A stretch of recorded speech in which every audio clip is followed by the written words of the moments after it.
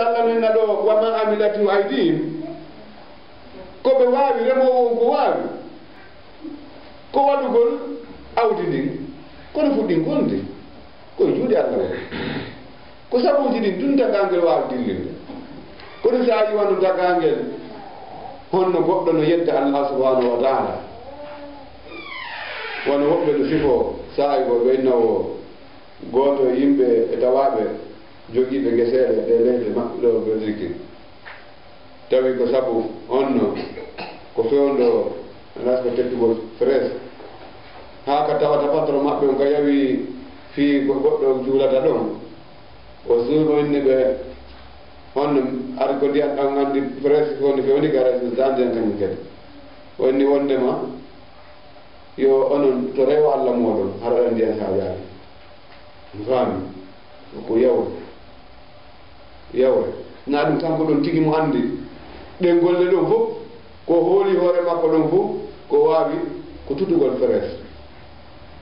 kono ne ɗum ɗo woni puɗi ɓanto haa rima mo anndi ɗum ko haari on no ko haari jonga gudrati no feƴƴi e gudra makko kon ɗum o waɗi sona liɓugol koye tutugol koye baakoye ɗon ɗen golle luttuɗe ɗen nde fof maji haa tawata nemaji yaltude ɗum ndi fof maji mo anndi ma kanko waɗi ɗum ɗum on wonɗo e wadde ɗum on wonɗo e wadde ɗum haɗo gomɗina on ɗon subhana alladi halaqa al azwaja kullaha mimma tunbitu al ardu min anfusihim ma la ya'lamun subhanallah senade wonani Allah subhana alladi senade wonani on halaqa al azwaja taguɗo noneji ma goyade deya kullaha kala majji mimma tunbitu al ardu ko leydi fuɗinta wa min anfusihim tawa kadi immorde e wonkiji maɓɓe ɗin kañum kadi hay wonkiji maɓɓe ɗin ko woni yaltude e maɓɓe kon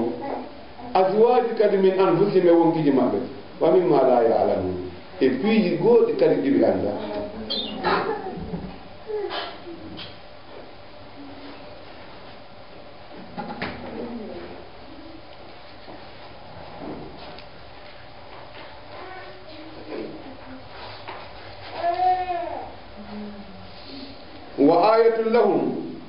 وآية لهم الليل نسلخ منه النهار فإذا هم مظلمون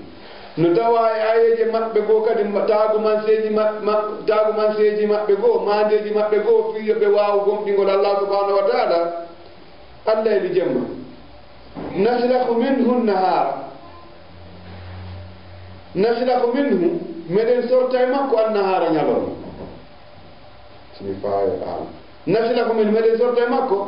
annahara ñalorma fa ida hum muslimun fa ida jaka yo hum marakaɓe muslimuna hiɓɓe niɓɓe haali jemma on ara e maɓɓe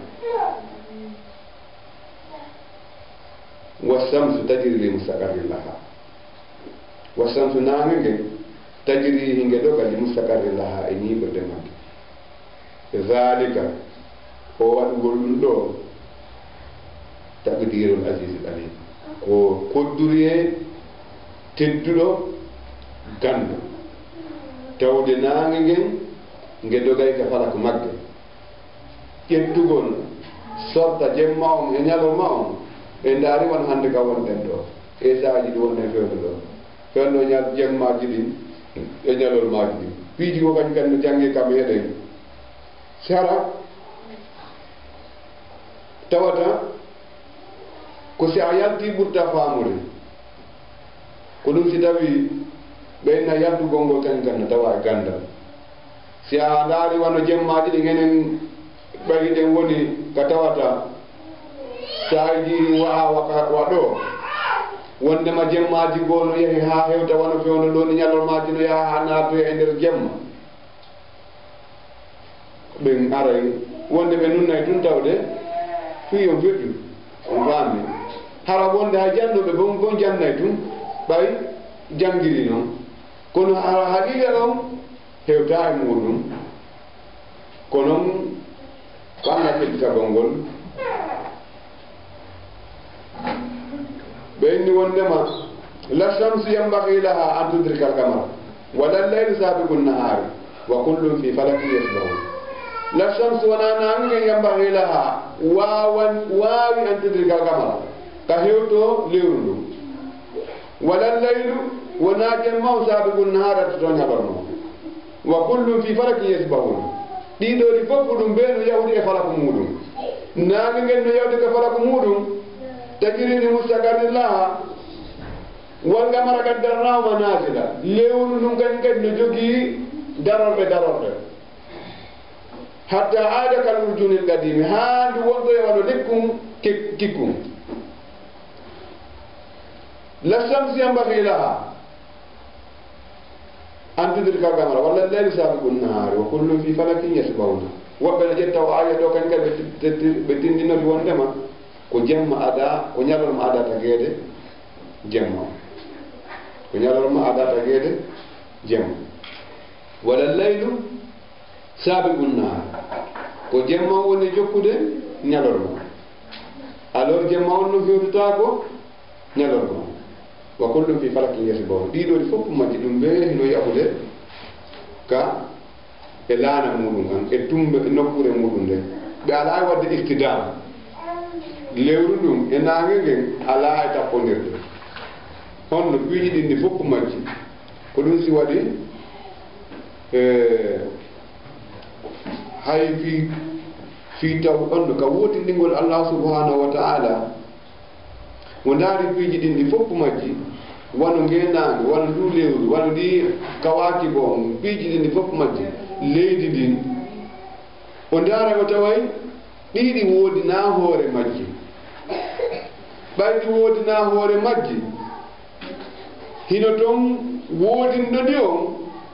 ko asis ko alim woodinɗo ɗi kañum kadi tawde ha han mbi on sumaati mbiɗi woodina ha han ɗi buɓɓodiraɗi wondema en taway ko hayyum kañum kadi o wuurɗo wona innugol ɗum o tagiiɗi o tertinoki o feƴƴi fi makko feƴƴi hiɗi suude ɗon ɗum suwa ɗon ha ñande hawrani ɗi wo hiɗi waɗa kadi muraqaba hiɗi allah waɗɗo ɗi on taguɗo ɗum on o tertaki ɗi fuda o hayyum o wuurɗo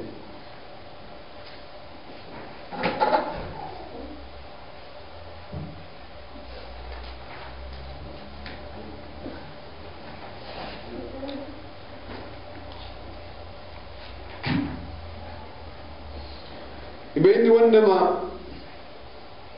si en ndaari kañum kadi e honno e nderaare janngaare ɗo ɗen en taway honno organisation annora on e fii niɓutugol ngo jemma on fi hayatil basar neɗɗo si o waaway wuurde kañum kadi ɗum ɗo no tawa e nder ngurdal neɗɗanke o wongol harawna jemma tum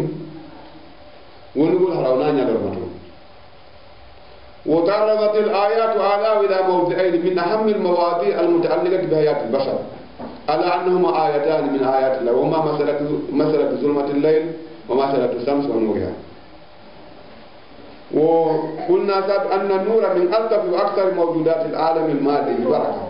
بركة وليس لإضاءتنا ومعيشتنا فقط فكل حركة ونشاط مرتبط بنور الشمس فإني وندما سينداري انتوي نور jalbeni ko tawaɗum ɓuri moƴƴude ko ɓuri heewde mawjudati l alami l maddi barakatan yani ko huuɗe ɓurde won jogade barke e nder piiji tagaɗe ɗin ɗi fof majji walaysa li idaatina wa mahisatina fakat wona fi tum e jalbinan en tum ma fi e wuuru tum fa kullu harakati wa nasati murtabitun bi nuri shams ngo kala dillande ko goɗɗo waɗata activité ji ɗi fof majji ko ɓe nuri shams ko barka en anno ko barke allah e nur nangue nuzulu qatratil matar numuwul nabatat sabu nangue nge woni si tawi toɓo on hino yande numuwul nabatat ko ɗum ko sintoɓe o ngari puɗi ɗi muura taftahul bara'ima ko ɗum kadi udditata gimmoɗe woni si leɗɗe ɗin si fiini ko naange ngen kañum kadi tappata haa piindi ɗin waawa yaltude si tawi na noorno si tawi na naange ngen piindiji ɗin wata udditaade woni tuuju simari wal fawaki ko sabu naange ngen kañum kadi si tawi piiji ɗin ɓendata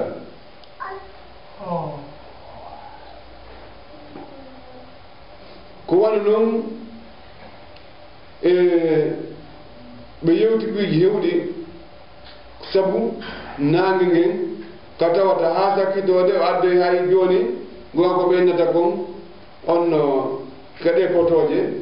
hara ko sabu majje kanje ko yoni ko ya darnude tun yer ko ɗe yiiloto kon ɗon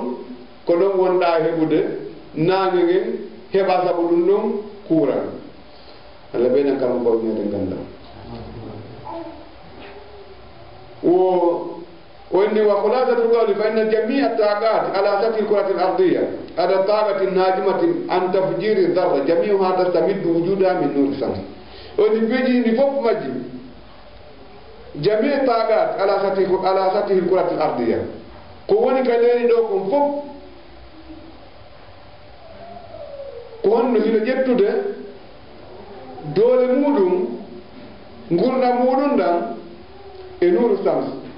بحيث لو أن الأخير لم يكن موجودا لغيم الشمس والموت على كل مكان ونسينا وودير نانجلو في جدين فو ما رأيو بايدي ngandi taw joni sinangi ala ara jalbendi kala to haray bay ko beynata ko hatta al-qamar tastamiddu dawwaha min al-shams si anani na lewru no jalbi ko nangi wodi on fami وظلمة الليل مع أنها تذكر بالموت والفناء فإنها تؤدي من الأمور الحياتية الهامة في حياة البشر وإنه بيرتي إدريا في نيورا نكاني كذي بيدي في كلا نيورا نكاني كذي نان نتنا مايده فإنها تؤدي من الأمور الحياتية الهامة كاني كذي نكون تا إفيجي جونة دينغوردان هبتدان في حياة البشر يقولنا ندان لأنها تعدل نور الشمس وتؤثر